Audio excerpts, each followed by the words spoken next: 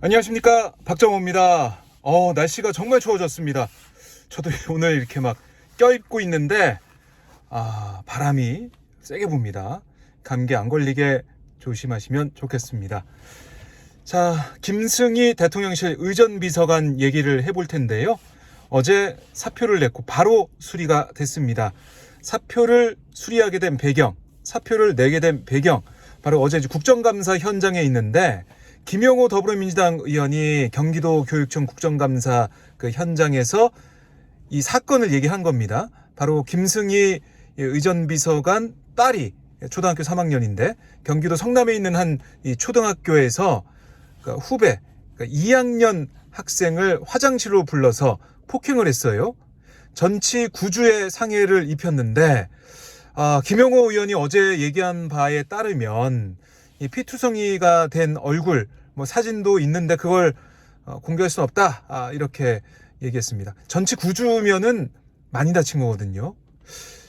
초등학교 3학년이 어떻게 이렇게 전치 9주의 상해까지 입히는 폭행을 했을까?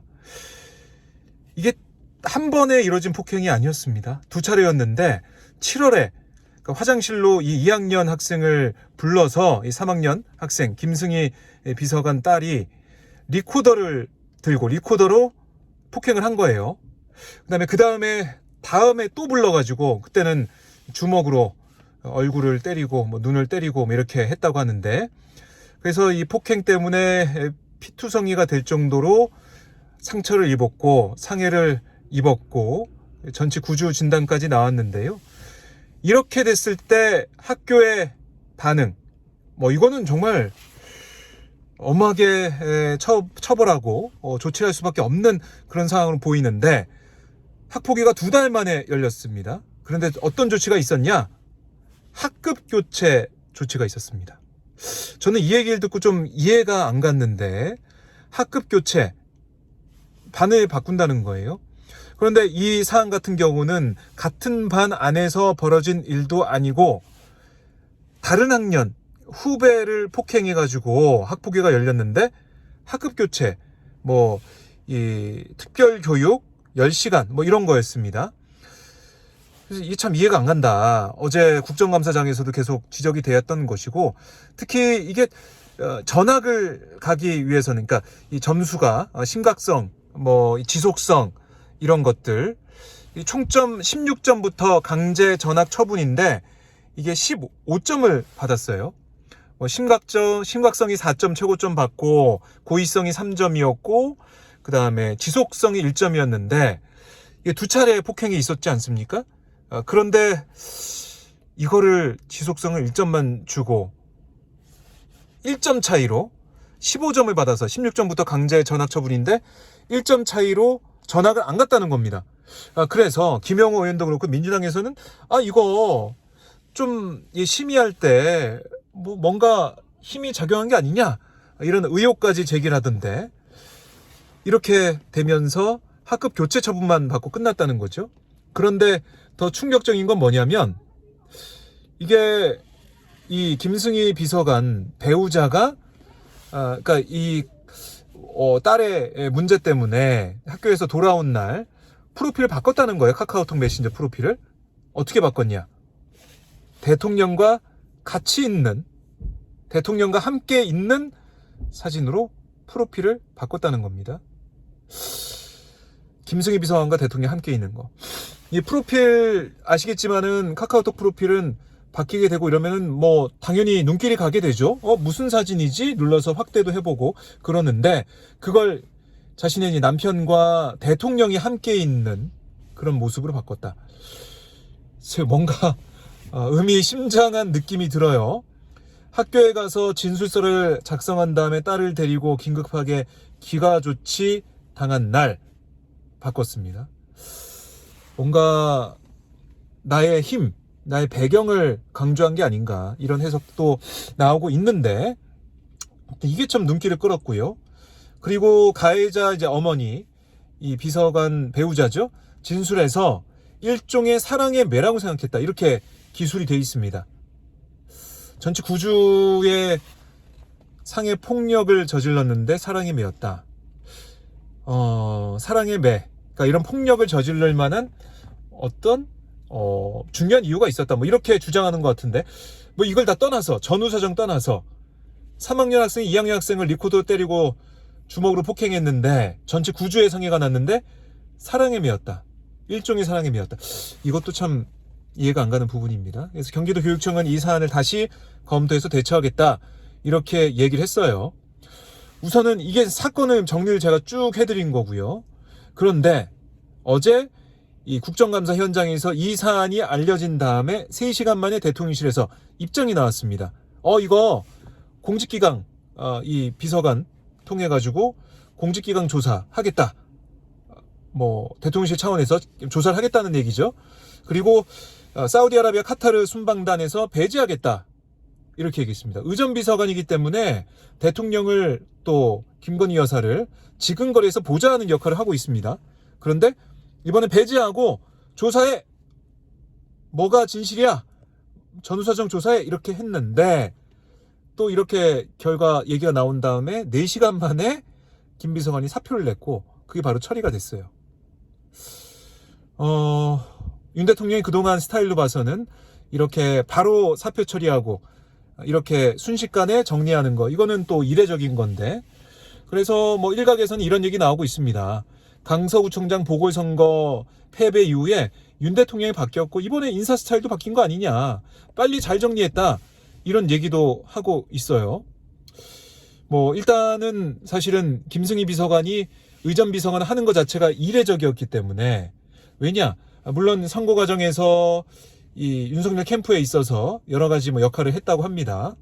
홍보 이벤트 회사를 운영하고 있다고 하니까 여러 가지로 캠프에서 당선 위해서 열심히 뛰었죠. 그 다음에 의전비서관이 되기 전에 선임행정관이었고요. 근데 이번에 4월에 이 선임행정관에서 비서관으로 올라왔어요.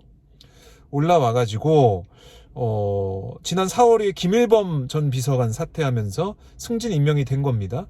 그런데 이것도 좀 이례적이었습니다. 비외교관 출신이 의전비서관 하는 것도 이례적이다. 그러니까 이 자리에서 역할을 한 것도 이례적이라는 것이고요. 결국 김건희 여사와의 인연, 이게 또 당시 임명됐을 때, 승진됐을 때 이게 또 부각이 됐었죠. 대학원 뭐 최고위 과정 함께 다녔던 동문이다, 함께 이제 수료했던 동문이다, 이러면서 이런 뭐 사적인 인연이 또 작용한 게 아니냐, 이런 보도도 있었습니다, 당시에. 근데 이 자리에서 역할을 하다가 이번에 학폭 사건으로 물러나게 됐는데, 자, 뭐 이례적인 임명, 승진, 그리고 이례적인 사표 수리, 일련의 과정을 보면서 윤석열 대통령이 과연 아무런 입장을 안 밝히고 넘어가는 게 맞는 것이냐, 이런 의구심도 들어요. 왜냐하면 윤석열 대통령이 그동안 좀 바뀌는 모습, 강서구청장 보궐선거 패배 후에 좀 달라지는 모습, 국정기조 전환하는 모습, 이념이 아니라 민생을 강조하는 모습을 보이는 것처럼 이게 워딩이 계속 나왔단 말이죠. 그러면 이번 사안에 있어서 대통령실 비서관이에요. 그러니까 함께하는 참모란 말이죠. 물러나게 됐어요. 학폭 의혹으로, 학폭 사건으로. 사실은 이게 물러나게 됐으면 대통령이 어떤 입장을 내놓든지 아니면 여기에 대해서 반성하는 메시지가 나와야 되는데 그게 안 나오고 있습니다. 그러다 보니까 정순신, 뭐 이동관 위원장 두 인사의 공통점이 자녀 학폭 의혹, 학폭 문제 아니었습니까? 근데 이번에도 김승희 비서관 문제가 나오다 보니까 학폭 관련된 사안들이 계속 나오고 있고, 어떻게 보면 권력형 학폭 무마 사건이 계속 이어진 게 아니냐, 이런 민주당의 주장도 나오고 있거든요.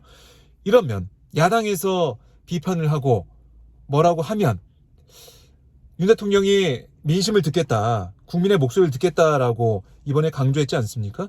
그럼 야당의 이런 여러 가지 입장 발표에 있어서 국민의힘은 뭐 고개를 숙여가지고 유감을 표한다, 깊은 유감이다라고 얘기를 했는데, 대통령실 참모잖아요. 그럼 윤석열 대통령이 입장을 내놔야 되는 게 아닌가, 저는 이런 생각이 들더라고요. 여기에 대해서 입장을 내놓고 사과하고 물의를 일으켜서 이런 참모진의 문제에 대해서 유감이다 이렇게 입장을 내놔야, 송구스럽다라고 입장이 내놔야 국민들이 볼 때 바뀌는구나, 달라지는구나 이렇게 생각할 텐데 그게 안 되고 있어요. 그건 여전히 안 되고 있다. 달라진다고 얘기할 수 있겠느냐 이런 생각이 들고, 그리고 또 하나는 지금 보면은 홍범도 장군 흉상 철거 얘기 나왔고, 영웅실, 독립영웅실이라고 있어요, 육사에 건물에. 근데 홍범도 장군이 있는 거길 또 다시 꾸민다는 거 아닙니까? 그래서 아니 홍범도 장군 문제 이거 사실은 야당 지지자도 그렇고 보수 진영에서도 잘못됐다라고 얘기했는데 예정대로 그냥 이걸 철거하고 그 영웅실을 다시 꾸민다고 하고 있으니 이것도 국민들의 목소리를 잘 듣겠다고 얘기했던 윤 대통령의 기조와 맞지 않는 게 아니냐, 그 말로만 달라진다고 한 거 아니냐 이런 비판이 나올 수밖에 없어 보여요. 결국 진정성, 달라지는 모습 이거는 말로만 되는 게 아니고 행동으로 보여줘야 되거든요. 근데 그게 안 보인다. 이건 지적하지 않을 수가 없습니다. 달라지는 것은 행동과 실천으로 보여질 때야 국민들이 인정하고 받아들인다. 이렇게 생각을 해봤습니다. 자, 여러분 오늘도 따뜻한 밤, 굿밤 보내시고요. 저는 내일 다시 인사드리겠습니다. 고맙습니다. 좋아요, 구독하기, 알림 설정 해주시면 고맙겠습니다.